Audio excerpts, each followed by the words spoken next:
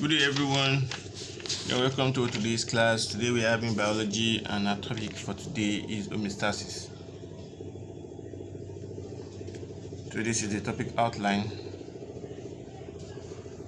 and this is the objective of the class. After today, you will be able to define homeostasis, identify various organs involved in homeostasis, and also you know how the skin helps to regulate body temperature, and also how the kidney helps to regulate water.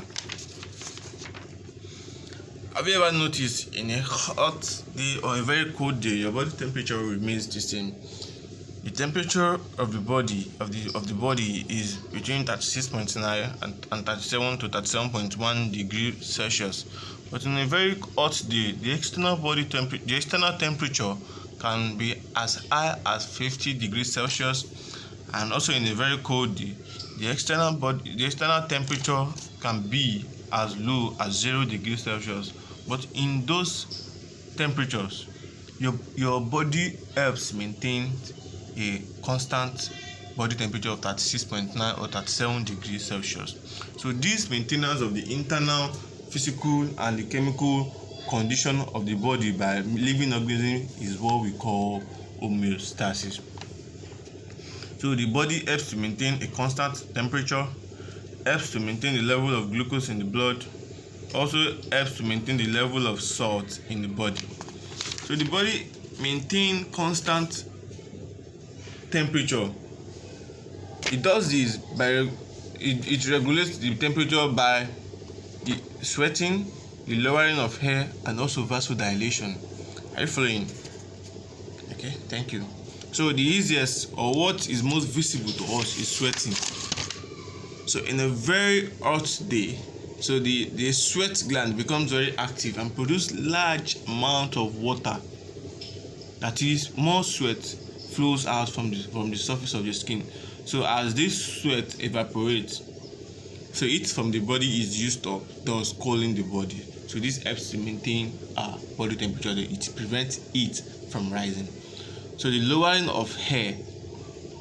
In hairy mama, the erector muscle relaxes, so causing the hair to lie flat on the skin surface.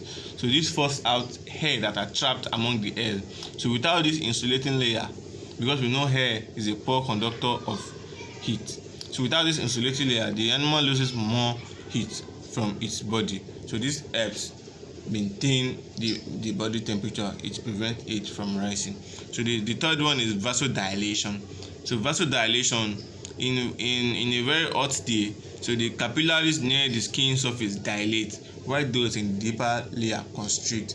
So this causes large volume of blood to flow near the skin surface, so that heat is lost to the surrounding via conduction, convection, and radiation. So in a cold day, the opposite of these processes occur. So in a cold day, vasoconstriction, that is, the capillaries near the skin surface constrict, while those in the deeper layer dilate, that is, they widen up. So less amount of blood flows near the skin surface. So the heat loss is greatly reduced. So which helps maintain the body temperature. That is, it prevents the body temperature from going down. Piloerection.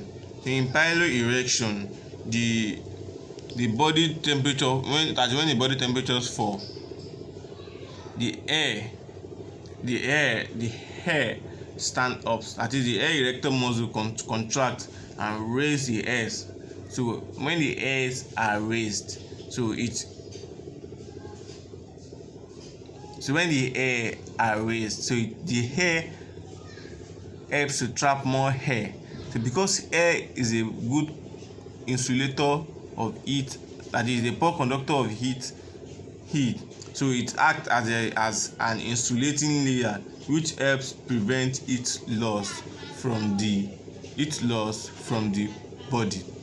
So the third one is shivering. So shivering can be defined as a movement of the skeletal muscle. So this movement of the skeletal muscle,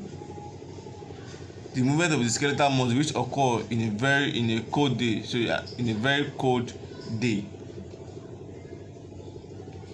So the movement of the skeletal muscle leads to the production of heat in the body. That is an involuntary movement of the skeletal muscle, so which leads to the production of heat in the body, so which helps to maintain the body temperature. So this is the vasodilation and this is vasoconstriction.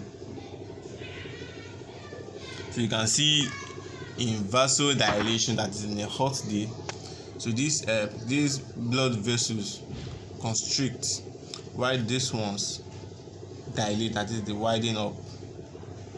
So it is lost from the body via conduction, convection and radiation. While in vasoconstriction, this blood vessel in a deeper layer dilates, that is widening up, while these ones nearest to the skin surface contract, so less amount of blood flows here, so which helps to minimize heat loss. This is sweating and this is shivering. So in a very hot day, you'll be sweating, more water will be lost from your body. So as the water evaporates, your body helps to cool the body instead. But during shivering, as when you are shaking in a very cold day, you'll be shaking. That these are involuntary movement of the skeletal muscle. So because you are shaking, so and your body, your skeletal muscle is moving involuntarily, at least you are not controlling it, so it leads to the production of heat, so which helps in turn warm the body, that is, it helps to maintain the body temperature from dropping.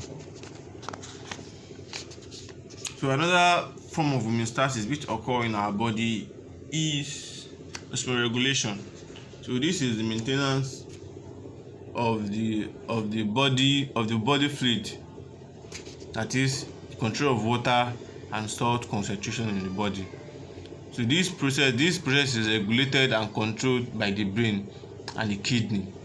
So as you can see here, so the hypothalamus, when the hypothalamus detects higher concentration of solute in the body, so it creates a feeling of thirst. So you drink more water here. So when you drink more water here, so the posterior pituitary helps to release more antidiuretic hormone.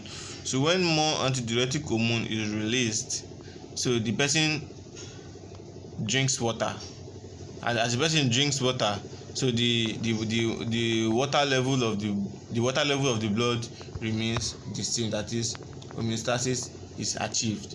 So if the person drink too much water and the water level of the blood rises here, so the hypothalamus detects low solute concentration, that is too much water is in the body, so which makes the pituitary release less antidiuretic hormone.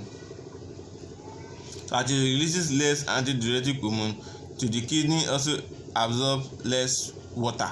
So as the kidney absorbs less water, so the water level in the blood also remains the same, that is homeostasis is observed. So when the water level drops below normal range, that is maybe if you are fasting and you haven't drink water for a very long time in the day, so the water level drops below normal range. As the water level drops below normal range, so the hypothalamus detects higher solute concentration, so which means it will create a feeling of thirst and the whole process starts again.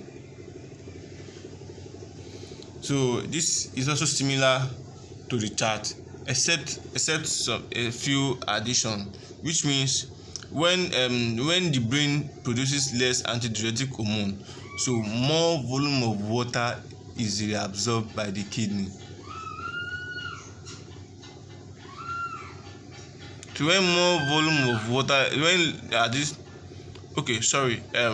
when the brain produces less antidiuretic hormone, low volume of water is reabsorbed by the kidney.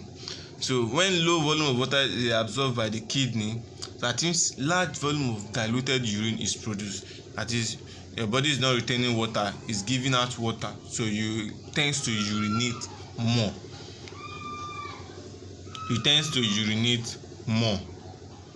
But so as you urinate more, the water level content of the blood remains normal, that is homeostasis is observed. So as you tends to urinate more, maybe so in a very hot day, so maybe you are sweating very much. So as you are sweating very much, you are losing more water again. So the water content of the blood is low. So when the water content of the blood is low, so the brain produces more antidiuretic hormone here, so which leads to the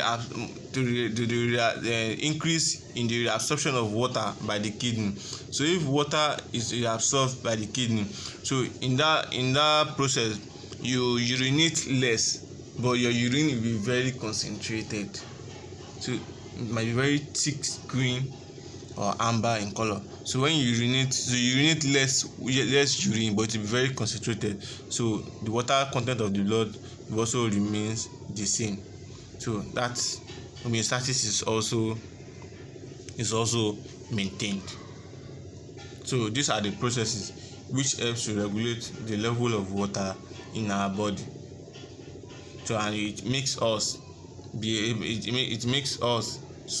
survive whether it's a very hot environment or a very cold environment. So we should keep calm as our body helps maintain homeostasis at all time. So it helps regulate our body temperature, it helps regulate level of water in our body. So this is our assignment for today. You guys should explain how the kidney and the brain regulate the level of water in the body.